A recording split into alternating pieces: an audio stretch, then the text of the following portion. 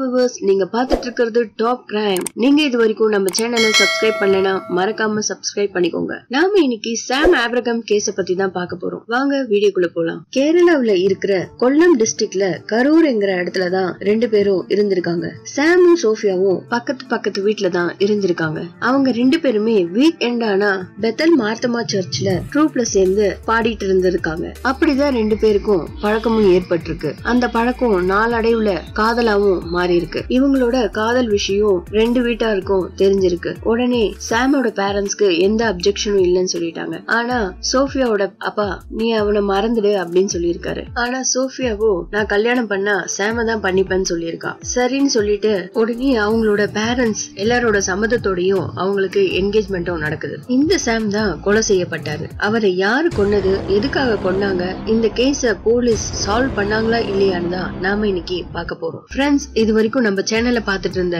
எல்லாருக்கும் ரொம்ப தேங்க்ஸ். இது மாதிரியே நிறைய ரியல் ஸ்டோரிஸ நான் ரெடி பண்ணி வச்சிருக்கேன். அதெல்லாம் உங்களை வந்து சேரணும் நான் ஆசைப்படுறேன். அதனால மறக்காம சப்ஸ்கிரைப் பண்ணி வச்சுக்கோங்க. Please subscribe friends. சாம் துபாயில ஃபாரின் எக்ஸ்சேஞ்ச்ல நல்ல வேலை கிடைச்சி அங்கேயே செட்டில் ஆகுறாரு. சோஃபியா மேற்கொண்டு படிக்கணும்னு சொல்லிட்டு கேரளாலே இருக்கிற ஒரு காலேஜ்ல எம்எஸ்சி எலக்ட்ரானிக்ஸ் சேர்றா. அதே காலேஜ்ல இன்ஸ்ட்ருமெண்டேஷன் இன்ஜினியரிங் டிகிரி படிச்சிட்டு இருக்கு. அருண் கமலாசனம்ங்கிற பையன் கூட பழக்கம் ஏற்படுது. சோஃபியாவுக்கு நிச்சயம் ஆயிடுச்சுன்னு தெரிஞ்சு கூட அருண் அவ கூட பழகி இருக்கான். சோஃபியா நல்லா படிக்கிற ஸ்டூடெண்ட்ங்கிறதால அவளுக்கு கேம்பஸ் இன்டர்வியூல ஜாபும் கிடைக்குது. முதல்ல திருவனந்தபுரத்துல வேலை செஞ்சிருக்கா. அதுக்கப்புறமா பெங்களூர்ல வேலை கிடைச்சி சோஃபியா அங்க போயிருக்கா. இந்த அருண் ஒரு பக்கம் சோஃபியா கூடயும் சந்தோஷமா இருந்துட்டு இன்னொரு பக்கம் வேற ஒரு பொண்ணையும் கல்யாணம் பண்ணிருக்கான். 2008 சாம் துபாயில இருந்து கேரளாவுக்கு வந்து சோஃபியாவை மேரேஜும் பண்ணிருக்கான். என்னதான் அருணுக்கும் சோஃபியாவுக்கும் வேற ஒருத்தவங்களோட கல்யாணம் ஆயிருந்தாலும் ரெண்டு பேரும் அஃபேரை தொடர்ந்துட்டே தான் இருந்திருக்காங்க. சாம் கல்யாணம் ஆகி கொஞ்ச நாள்லயே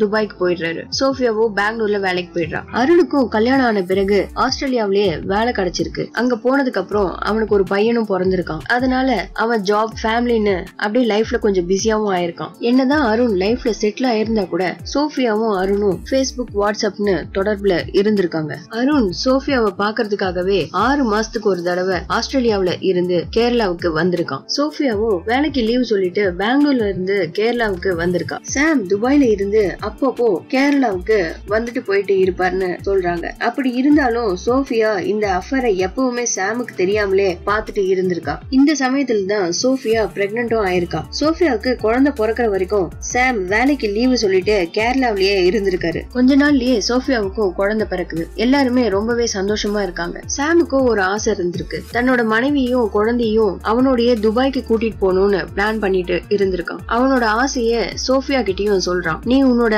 ஐடி ஜாப ரிசைன் பண்ணிட்டு என் கூடவே துபாய்க்கு வந்துடு அப்படின்னு சொல்லியிருக்கான். உனக்கும் வேணும்னா நான் அங்கேயே ஜாப் வாங்கி தரேன் அப்படின்னு சொல்லியிருக்கான் சாம். துபாயில நம்ம ரிலேஷன்ஸ் எல்லாருமே இருக்காங்க, உனக்கு எந்த ப்ராப்ளமும் வராதுன்னு சொல்லியிருக்கான் சாம். ஆனா சோஃபியாவுக்கோ சாம் கூட இருக்கிறத விட அருண் கூட தான் இருக்கணும்னு ஆசைப்படுறா சோஃபியா. நமக்கு ஒரு குழந்தையும் இருக்கு, நம்ம புருஷன் கூட போய் சந்தோஷமா இருக்கலாம் அப்படின்னு யோசிக்காம ஆஸ்திரேலியாக்கு போய் அருண் கூட வாழணும்னு ஒரு பிளான போடுறான். அதே சமயத்துல சோஃபியாவோட அக்கா மெல்போர்ன்லயே வேலை செஞ்சுட்டு அங்கேயே செட்டில் ஆயிருக்காங்க. அங்கேயே வேலைக்கும் ட்ரை பண்ணிட்டே இருக்கா. 6 மாசம் கழிச்சுதான் அவளுக்கு அங்க வேலை கிடைக்குது. அந்த வேலை கிடைக்கிறதுக்கு அருணும் ஹெல்ப் பண்ணிருக்கான். அவ சாம் கிட்ட என்ன சொல்லிருக்கானா, எனக்கு மெல்போர்ன்லயே வேலை கிடைச்சிருக்கு, நீங்க வேணும்னா துபாயில இருந்து ஜாப ரிசைன் பண்ணிட்டு மெல்போர்னுக்கே வந்துருங்க அப்படின்னு சொல்லிருக்கான். சாமோ வைஃபுக்காக ஓகேன்னு சொல்லியிருக்கான். சோஃபியா மெல்போர்ன் வந்ததுமே அருண் தான் அவளை பிக்கப் பண்ணிருக்கான். ரெண்டு பேருமே தனியா வீடு எடுத்து தங்கவும் ஆரம்பிச்சிருக்காங்க. சோஃபியா வேலைக்கு போயிட்டு இருக்கிறதுனால குழந்தைய அவங்க அக்கா கிட்டயே பாத்துக்க சொல்லி விட்டுட்டு போயிருக்கா. அருண் அவனோட ஒய்ஃபு கிட்ட வேலைக்கு போறதா சொல்லிட்டு சோஃபியா கூடவே ஜாலியா டைம் ஸ்பெண்ட் பண்ணிட்டு இருந்திருக்கான். அருணோட ஒய்ஃபுக்கோ குழந்தை, அவனோட ஸ்கூல், வீடு இந்த மாதிரியே தான் வெகுளித்தனமா இருந்திருக்கா. அந்த வெகுளித்தனத்தை தான் இவன் பயன்படுத்தி இருக்கான். சோஃபியா மெல்பர்ன் வந்து செட்டில் ஆகி 10 மாசம் கழிச்சு சாம் துபாயில இருந்து ஜாப ரிசைன் பண்ணிட்டு மெல்பர்னுக்கு வராரு. சாமுக்கு தெரியாமலே சோஃபியா 3 வருஷமா அருண் கூட அஃபேர்ல இருந்திருக்கா. சோஃபியாவும் அருணும் தனியா மீட் பண்றப்போலாம் ரெண்டு பேரும் அவங்களோட லவ் ஸ்டோரிய ஒரு டைரியிலயும் எழுதி வச்சிருக்காங்க. இந்த டைரிய சாமுக்கு தெரியாம மறைச்சு வச்சிருந்திருக்கா சோஃபியா. கொஞ்ச நாள்லயே சோஃபியா சாம் தனக்கு இடைஞ்சலா இருக்கிறதா நினைக்கிறா. அதனால அருண் என்ன சொல்லிருக்கானா, சாம் மெல்போர்ன்ல இருந்து போயிட்டானா நமக்கு எந்த இடைஞ்சலுமே இருக்காதுன்னு சொல்றான். நானும் என்னோட ஒய்ஃப கேரளாவுக்கே அனுப்பிடுறேன், என் பையனையும் அங்கேயே படிக்க வைக்க போறேன் அப்படின்னு அருண் சொல்லிருக்கான். நீ கூட சாம கேரளாவுக்கே அனுப்பிடுன்னு சொல்லிருக்கான். கொஞ்ச நாள்லயே அருண் அருண் அவனோட ஃபேமிலிய கேரளாவுக்கே அனுப்பிடுறான். சோஃபியா சாம் கிட்ட போய்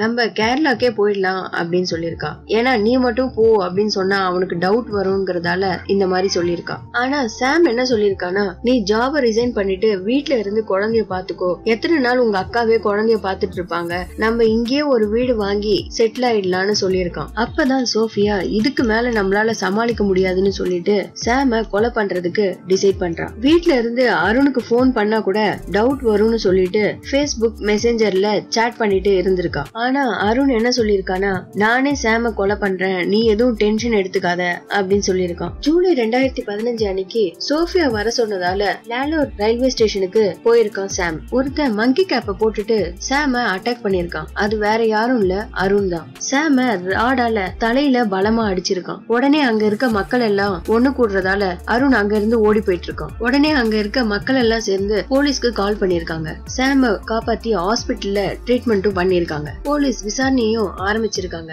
சாம் கிட்ட போலீஸ் விசாரிச்சப்போ மெல்பர்ன்ல எனக்கு யாரும் எதிரிங்களே இல்லன்னு சொல்லிருக்கான். அப்பதான் முறையா சாமுக்கு சோஃபியா மேல சந்தேகம் வர ஆரம்பிச்சிருக்கு. ஏன்னா அவதான் சாம அங்க வர சொன்னது. மெல்பர்ன்ல சாமுக்கு அவ்வளவா யார் கூடயுமே பிரச்சனையும் இல்ல. சாம் சோஃபியா கிட்ட நான் ஆபீஸ்க்கு போறேன்னு சொல்லிட்டு அவரோட ஃப்ரெண்டு காரை எடுத்துட்டு சோஃபியாவோட ஆபீஸ் கிட்ட போயிருக்காரு. அங்கதான் அருணையும் சோஃபியாவையும் முறையா ஒன்னா பாக்குறாரு சாம். ரொம்பவே மனசு உடைஞ்சு போயிருக்காரு சாம். அப்பதான் அவருக்கு ஒரு ஞாபகம் வருது, அன்னைக்கு நம்மள அடிச்சது அவனாதான் இருக்கணும் அப்படின்னு நினைக்கிறாரு. நம்மள வெளியில இருக்கிறவன் கொல்றானோ இல்லையோ, நம்மளோட மனைவியோ ஒரு நாள் நம்மள சாகடிச்சிடுவான்னு பயப்பட ஆரம்பிக்கிறாரு சாம். இதனாலேயே ஒரு நிமிஷமும் ஜாக்கிரதையா இருந்திருக்காரு சாம். மெல்பர்ன் போலீஸ் ஒரு பக்கம் என்கொயரிய ஸ்டார்ட் பண்றாங்க. சோஃபியா கிட்ட கேட்டப்போ எனக்கு யார் மேலயும் டவுட் இல்லன்னு சொல்லியிருக்கா. ஆனா போலீஸுக்கோ சோஃபியா மேலதான் டவுட் இருந்திருக்கு. அவளோட கால் டீடைல்ஸ் எல்லாமே செக் பண்ணிருக்காங்க. அதுல அதிக நேரம் அருண் கூட தான் பேசி இருந்திருக்கா. அதுல இருந்த கால் ரெக்கார்டர்ஸ் எல்லாத்தையுமே கேட்டிருக்காங்க போலீஸ். அதனால போலீஸும் அவங்க ரெண்டு பேருக்கு ஏதோ ஒரு லிங்க் இருக்குன்னு சந்தேகப்பட ஆரம்பிக்கிறாங்க போலீஸ். அவங்க ரெண்டு பேரோட வாட்ஸ்அப், Facebook மெசேஞ்சர் எல்லா சாட்டையும் செக் பண்ணிருக்காங்க. அவங்க ரெண்டு பேருக்கும் அஃபேர் இருக்குன்னு கண்டுபிடிச்சிருக்காங்க. ஆனா எந்த ஒரு ஆதாரமும் இல்லாததால அவங்க ரெண்டு பேரையும் அரெஸ்ட் பண்ணாம இருந்திருக்காங்க போலீஸ். அக்டோபர் 2, 2015 அன்னைக்கு சாம் சோஃபியாவை கூட்டிட்டு அவரோட சொந்த ஊரு கரூருக்கு வந்திருக்காரு. ஆனா சாம் அவனோட பேரண்ட்ஸ் கிட்டயும் ரிலேட்டிவ்ஸ் கிட்டயும் அவளோட அஃபேர பத்தி சொல்லியிருக்கான். அது மட்டும் இல்லாம அடுத்த தடவை நான் ஊருக்கு வந்தா சவப்பெட்டில தான் வருவேன்னு நினைக்கிறேன் அப்படின்னு சொல்லியிருக்கான் சாம். அவனோட ரிலேட்டிவ்ஸ் எல்லாருமே அப்படிலாம் எதுவும் நடக்காது, தைரியமா இருன்னு சொல்லியிருக்காங்க. சாம் ரொம்பவே ஃபீல் பண்ணி என்ன சுத்தி இருக்கிறவங்களே என்ன கொலை பண்ண பாக்குறாங்கன்னு சொல்லியிருக்கான். சாம் மெல்பர்னுக்கு கிளம்புறதுக்கு முன்னாடி அவனோட அப்பா கிட்ட நான் நிறைய நாள் உயிரோட இருப்பேன்னு நம்பிக்கை இல்ல, அப்படி நான் இறந்துட்டா என்னையும் தாத்தா சமாதி பக்கத்திலேயே அடக்கம் பண்ணிடணும்னு சொல்லியிருக்கான். சாமோட அப்பா ஆப்ரகாமும் உனக்கு அவ்வளவு பயமா இருந்தா நீ ஆஸ்திரேலியா போவேனா, இங்கே இருந்துடுன்னு சொல்லியிருக்காரு. ஆனா சாம் அவங்க அப்பா சொல்றத கேட்கவே இல்ல. என் குழந்தைய பாத்துட்டு கொஞ்ச நாள் நான் அங்கேயே இருந்துடுறேன்னு சொல்லியிருக்கான். நான் லவ் பண்ண பொண்ணே என்னை ஏமாத்திட்டா என் வாழ்க்கை மேல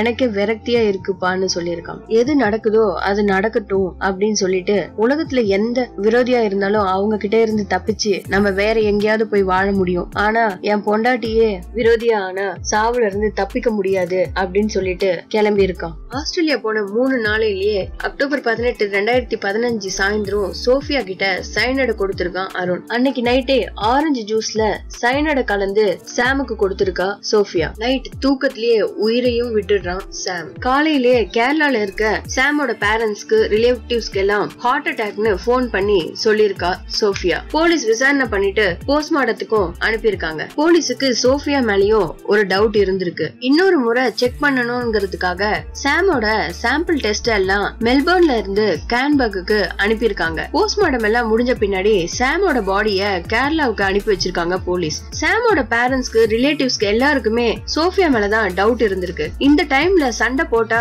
அவ இங்கே இருந்துடுவான்னு சொல்லிட்டு அவங்க எதுவுமே கேட்காம இருந்திருக்காங்க. இந்தியாவுல இருக்கிறத விட அவ ஆஸ்திரேலியாவுக்கு போனானா சோஃபியாவுக்கும் அருணுக்கும் சீக்கிரமே தண்டனை கிடைக்கும்னு நினைச்சிருக்காங்க சாமோட பேரண்ட்ஸ். ஒரு வாரம் ஆனதும் அவ திரும்பவும் ஆஸ்திரேலியாவுக்கே கிளம்பி இருக்கா. அவ கிளம்பினதும் சாமோட பேரண்ட்ஸ் மெல்பர்ன் போலீஸுக்கு ஒரு மெயில் அனுப்பியிருக்காங்க. எங்க மகனோட சாவுல சந்தேகம் இருக்கிறதாவும் அதுக்கு காரணம் சோஃபியாவும் அருணுதான்னு மெயில் பண்ணிருக்காங்க. உடனே போலீஸ் அந்த ஆங்கிள் விசாரணையை ஸ்டார்ட் பண்ணிருக்காங்க. எப்போ சோஃபியா மெல்பர்ன் ஏர்போர்ட்ல இறங்கினாலோ அப்பவே போலீஸ் அடுத்த முறை அவ இந்த நாட்டை விட்டு வெளியே போக கூடாதுன்னு சொல்லிட்டு ஏர்போர்ட்ல அலர்ட் பண்ணிருக்காங்க. இன்னொரு பக்கம் அருண் மேலயும் சந்தேகப்பட ஆரம்பிச்சிருக்காங்க. லேபோட ரிப்போர்ட்டுக்காக வெயிட் பண்ணி இருந்திருக்காங்க. கொஞ்ச நாள் ஆன பின்னாடி சாமோட பிளட்லயும் லிவர்லயும் சைனட் கலந்துருக்கு அப்படின்னு சொல்லிட்டு கர்ன்பர்க்ல இருந்து மெல்பர்ன் போலீஸுக்கு இன்ஃபார்ம் பண்ணிருக்காங்க. உடனே போலீஸ் ஒரே ரூம்ல ஜாலியா என்ஜாய் பண்ணிட்டு இருந்த சோஃபியாவையும் அருணையும் அரெஸ்ட் பண்ணிருக்காங்க. அவங்களோட பாஸ்போர்ட்டையும் முடக்கி இருக்காங்க. அவங்க இந்த நாட்டை விட்டு வெளியே போக கூடாதுன்னு ஆர்டரும் போட்டிருக்காங்க. உங்களுக்கு எந்த சம்பந்தமும் இல்ல அப்படின்னு சொல்லியிருக்கா சோஃபியா. ஆனா போலீஸ் தான் முன்னாடியே அவங்களோட பேஸ்புக் மெசேஞ்சர் சாட் எல்லாத்தையுமே கண்டுபிடிச்சு வச்சிருக்காங்க. அது மட்டும் இல்லாம அவங்களுடைய ரொமான்டிக் சாட்ஸ் போட்டோஸ் எல்லாத்தையும் காமிச்ச உடனே ரெண்டு பேரும் உண்மையா ஒத்துக்கிறாங்க. என்னதான் நான் சாம லவ் பண்ணி கல்யாணம் பண்ணி இருந்தாலும் எனக்கு அருணை தான் பிடிக்கும்னு சொல்லியிருக்கா. என் வாழ்க்கை முழுக்க அருண் கூடவே இருக்கணும், அதனாலதான் நான் இப்படி பண்ணேன்னு போலீஸ் கிட்ட சோஃபியா சொல்லியிருக்கான்.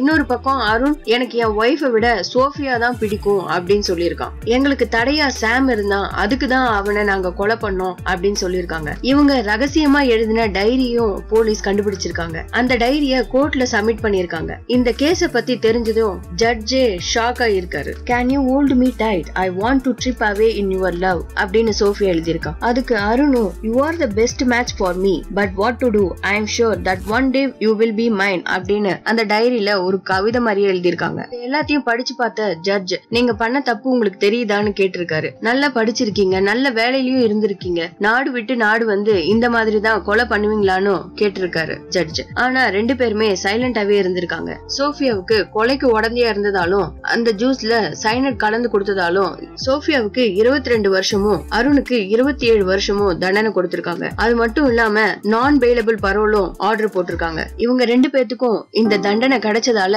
சாமோட பேரண்ட்ஸும் ரிலேட்டிவ்ஸும் ரொம்பவே சந்தோஷப்பட்டிருக்காங்க. அது மட்டும் இல்லாம சோஃபியா இந்த மாதிரி பண்ணதால அவங்களோட குடும்பமே அந்த ஊரை விட்டே வேற எங்கேயோ போயிட்டு இருக்காங்க. இவங்க ரெண்டு பேரும் கல்யாணத்துக்கு அப்புறமும் இந்த மாதிரி அஃபர்ல இருந்ததாலதான் ஒரு உயிரே அநியாயமா போயிடுச்சு. சோஃபியாவும் அருணும் அவங்க குழந்தைங்களை மனசுல வச்சுட்டேன்னா அவங்க வாழ்க்கைய பார்த்துட்டு சந்தோஷமா இருந்திருக்கலாம். ஆனா இவங்களோட ட்ரையாங்கிள் லவ் ஸ்டோரியால இந்த ரெண்டு குழந்தையோட வாழ்க்கையுமே கேள்விக்குறியா இருக்கு. எப்பவுமே கணவன் மனைவிக்குள்ள ஒரு நேர்மையான காதல் இருக்கணும், அதுதான் என்னைக்குமே நிரந்தரம்.